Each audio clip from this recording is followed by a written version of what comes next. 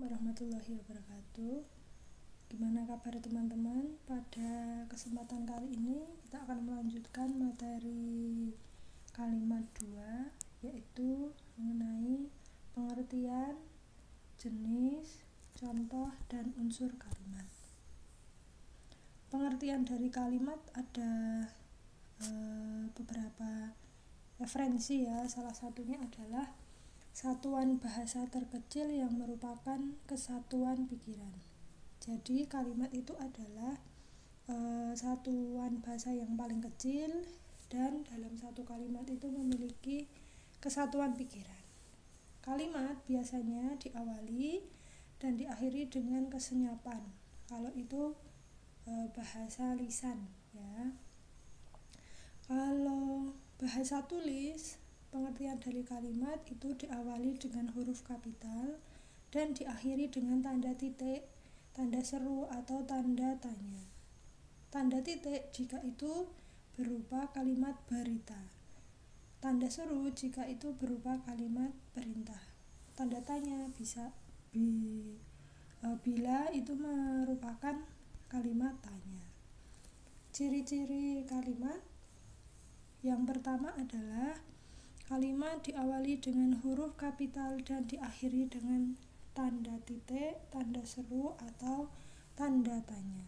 Yang kedua, kalimat aktif sekurang-kurangnya terdiri dari subjek dan predikat. Yang ketiga, predikat transitif disertai objek, sedangkan predikat intransitif disertai dengan pelengkap. Yang keempat, memiliki pikiran yang utuh. Yang kelima, menggunakan urutan yang logis, artinya setiap kata atau kelompok kata yang mendukung fungsi subjek, predikat, objek, dan keterangan yang disusun dalam satuan menurut fungsinya. Yang keenam, mengandung satuan makna, ide, atau pesan yang jelas. Yang ketujuh, yang terakhir, dalam satu paragraf yang terdiri dari 2 atau lebih kalimat-kalimat disusun dalam satuan makna pikiran yang saling berhubungan. Hubungan tersebut dijalin dengan konjungsi, kata ganti, repetisi, atau struktur yang sejajar. Untuk unsur-unsur kalimat ada 7, yaitu ada subjek, predikat, objek, pelengkap, keterangan, konjungsi. Kita mulai membahas mengenai yang pertama adalah subjek. Subjek adalah unsur utama kalimat yang menentukan kejelasan makna kalimat. Fungsinya yang pertama membentuk kalimat dasar, kalimat luas, kalimat tunggal, kalimat majemuk. Yang kedua adalah memperjelas makna. Yang ketiga menjadi pokok pikiran. Yang keempat adalah menegaskan makna. Yang kelima memperjelas pikiran utama. Yang keenam adalah membentuk satuan pikiran. Ciri-ciri subjek. Yang pertama, apabila menjawab apa dan siapa. Yang kedua, didahului dengan kata bahwa. Jadi jika ada sebuah kalimat kemudian di depannya itu ada kata bahwa, maka depan bahwa itu adalah subjek. Yang ketiga adalah berupa kata atau frasa benda. Biasanya berupa kata atau frasa benda. Yang keempat, disertai kalimat ini atau itu. Jadi jika ada kalimat di situ ada ini atau itu, maka sebelum ini atau itu merupakan subjek. Yang kelima adalah disertai pewatas yang. Yang keenam, kata sifat didahului dengan kata si atau sang. Yang keenam, yang ketujuh adalah tidak didahului preposisi di dalam, pada, ke, bagi, untuk, dari, menurut, dan lain-lain. Yang kedelapan adalah tidak dapat diingkari dengan kata tidak, tetapi dapat diingkari dengan kata bukan. Nah, jadi jika nanti teman-teman mau menentukan subjeknya mana, nah ada 8 ciri-ciri ini yang harus perhatikan. Contoh, subjek berupa kata. Orang-orang sudah tertidur lelap.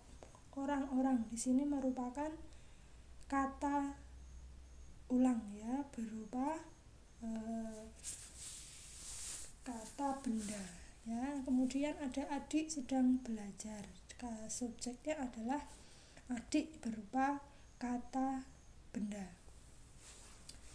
Subjek yang berupa frasa, contoh, air sungai kecil itu terus-menerus menggericik. Nah, di sini ada pewatas itu ya, berarti sebelum itu termasuk subjek. Jadi subjek dalam kalimat ini adalah air sungai kecil itu ya. Oke, ini berupa frasa. Contoh yang kedua adalah seekor kelinci tiba-tiba keluar dari segerombolan taman dekat rel kereta api. Subjeknya di sini adalah seekor kelinci yang berupa frasa. Unsur kalimat yang kedua adalah predikat. Nah, predikat ini munculnya secara eksplisit ya. Fungsinya yang pertama membentuk kata dasar, kalimat tunggal, kalimat luas, dan kalimat majemuk. Yang kedua, membentuk unsur penjelas, yaitu memperjelas pikiran atau gagasan yang diungkapkan dan menentukan kejelasan makna kalimat. Yang ketiga adalah menegaskan makna. Yang keempat adalah membentuk kesatuan pikiran. Yang kelima adalah sebagai sebutan. Ciri-ciri predikat jika yang pertama menjadi jawaban mengapa dan bagaimana. Yang kedua dapat diingkari dengan kata tidak atau bukan. Yang ketiga didahului keterangan aspek, akan, sedang, sudah, selalu, hampir. Yang keempat dapat didahului keterangan modalitas, sebaiknya, seharusnya, seyogyanya, mesti, selayaknya, dan lain-lain. Yang kelima tidak didahului dengan kata yang, jika yang predikat berubah fungsi menjadi perluasan subjek. Yang keenam didahului dengan kata adalah, ialah, yakni, yaitu. Yang ketujuh predikat dapat berupa kata benda, kata kerja, kata sifat, atau kata bilangan. Berikut contoh predikat yang berupa kata. Dia sukses ya. Di situ predikatnya adalah sukses, merupakan kata sifat. Yang kedua adalah Fendi menangis tersedu-sedu. Di sini predikatnya menangis ya. Tersedu-sedu. Di sini predikatnya adalah menangis berupa kata kerja. Kemudian predikat yang berupa frasa, contohnya manusia adalah makhluk yang berakal budi. Tadi salah satu cirinya ada kata adalah, maka predikatnya adalah makhluk yang berakal budi. Contoh kalimat yang kedua adalah bisnisnya berkembang amat pesat setelah menggunakan bahan baku lokal. Bisnisnya berupa subjek, kemudian predikatnya berupa frasa, yaitu berkembang amat pesat. Unsur kalimat yang ketiga adalah objek. Nah, objek ini kehadirannya tergantung pada jenis predikat kalimat serta ciri khas objek itu sendiri. Fungsinya adalah membentuk kata dasar pada kalimat berpredikat transitif. Yang kedua memperjelas makna kalimat. Yang ketiga membentuk kesatuan atau kelengkapan pikiran. Ciri-ciri objek yang pertama berupa kata benda. Jadi objek itu pasti kata benda. Yang kedua tidak didahului kata depan ya. Yang ketiga mengikuti secara langsung di belakang predikat transitif, merupakan jawaban apa, siapa yang terletak di belakang predikat transitif. Yang kelima dapat mendahului fungsi subjek apabila kalimat itu dipasifkan. Yang keenam predikatnya berupa kata kerja yang berkonflik mekan atau mei. Contoh, mahasiswa itu menerangkan kerangka berpikirnya. Subjeknya adalah mahasiswa itu, predikatnya adalah menerangkan, objeknya adalah kerangka berpikirnya. Nah, salah satu ciri objek itu adalah bisa dipasifkan. Kalimat pertama ini bisa dipasifkan. Kalimat yang pertama ini merupakan kalimat aktif, kemudian bisa dipasifkan ya, menjadi kerangka berpikirnya diterangkan oleh mahasiswa itu. Jadi salah satu cirinya bisa dipasifkan. Yang kedua adalah mereka mendiskusikan anti korupsi.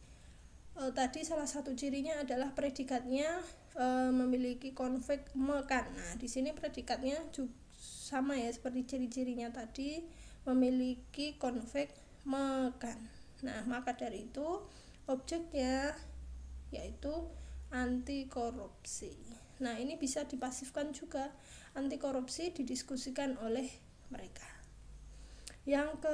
Contoh ketiga, Andi mendapat hadiah. Ini jelas, Andinya subjek, mendapat predikat, kemudian hadiah objek. Contoh yang keempat adalah Kunjana menulis surat. Kunjananya subjek, menulisnya predikat, suratnya objek. Unsur kalimat yang keempat adalah pelengkap ya. Pelengkap ini fungsinya melengkapi informasi, kemudian mengkhususkan objek dan melengkapi struktur kalimat. Ciri-cirinya yang pertama, bukan unsur utama, tetapi tanpa pelengkap kalimat itu tidak jelas dan tidak lengkap informasinya. Terletak di belakang predikat yang bukan kata kerja transitif. Biasanya kata kerja yang berawalan ber dan berafek ke an. Jadi pelengkap ini hanya melengkapi ya, tapi bukan unsur utama, tetapi hanya pelengkap. Tapi kalau kalimat tanpa pelengkap, nanti akan mengurangi isi atau isi pesan dalam sebuah kalimat.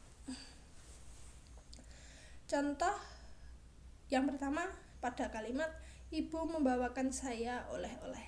Nah, tadi dikatakan bahwa bukan unsur utama, tetapi kalau tidak ada pelengkap tidak akan melengkapi informasi ya. Kalau pelengkapnya dihapus ya, ini ibu itu subjek, membawakan itu predikat, saya itu objek, oleh-oleh itu pelengkap. Nah, jika pelengkapnya dihapus, maka isi pesannya tidak lengkap ya, menjadi ibu membawakan saya. Nah, apa yang dibawakan? Nah, itu kan belum lengkap, oleh-oleh ya. Oke. Pelengkap ini tidak bisa dipasifkan ya, karena hanya melengkapi ya, oleh-oleh. Nah, nggak bisa dipasifkan. Yang contoh yang kedua adalah Negara Republik Indonesia berdasarkan Pancasila. Ya, subjeknya adalah Negara Republik Indonesia, predikatnya adalah berdasarkan, Pancasila adalah pelengkap. Kemudian contoh ketiga adalah Ian berjualan buku cerita. Nah, Ian itu subjek, berjualan itu predikat, buku itu objek, cerita itu pelengkap ya. Oke. Unsur kalimat yang kelima adalah keterangan. Nah, unsur kalimat yang bersifat tidak wajib hadir ya, jadi bersifat mana suka. Fungsinya adalah untuk menjelaskan atau melengkapi informasi pesan-pesan kalimat. Ciri-cirinya yang pertama, bukan unsur kalimat utama, tetapi tanpa keterangan pesan menjadi tidak jelas dan tidak lengkap. Yang kedua, tempat tidak terikat posisi, bisa di awal, bisa di tengah, atau di akhir kalimat. Dapat berupa keterangan waktu, tujuan, tempat, sebab, akibat, syarat, cara, posesif ya. Posesif itu contoh meskipun, walaupun, biarpun, dan pengganti nomina, yaitu bahwa. Yang keempat, dapat berupa keterangan tambahan berupa aposisi. Contoh, saya berupaya meningkatkan kualitas kerja meskipun sulit diwujudkan. Di situ ada keterangan meskipun sulit diwujudkan. Rektor kemarin berangkat ke Tokyo. Di situ ada keterangan waktu ya, kemarin. Megawati yang menjabat Presiden RI tahun 2001 sampai 2004 adalah putra Bung Karno yang menjabat Presiden RI tahun 2001 sampai 2004 merupakan keterangan menerangkan Megawati. Unsur kalimat yang keenam adalah konjungsi atau kata hubung. Nah, bagian kalimat yang berfungsi menghubungkan unsur-unsur kalimat dalam sebuah kalimat. Sebuah kalimat dengan kalimat yang lain, sebuah paragraf dengan paragraf yang lain. Jadi fungsi konjungsi itu adalah menghubungkan unsur kalimat satu, unsur kalimat dalam sebuah kalimat, namanya konjungsi intra kalimat. Kemudian menghubungkan kalimat satu dengan kalimat yang lain merupakan antar kalimat, menghubungkan paragraf satu dengan paragraf yang lain. Macam-macamnya ada konjungsi intra kalimat ini ya, yang sudah saya jelaskan tadi. Antar bagian kalimat di sebuah kalimat itu namanya intra kalimat, sedangkan antar kalimat menghubungkan kalimat atau paragraf yang satu dengan paragraf yang lain.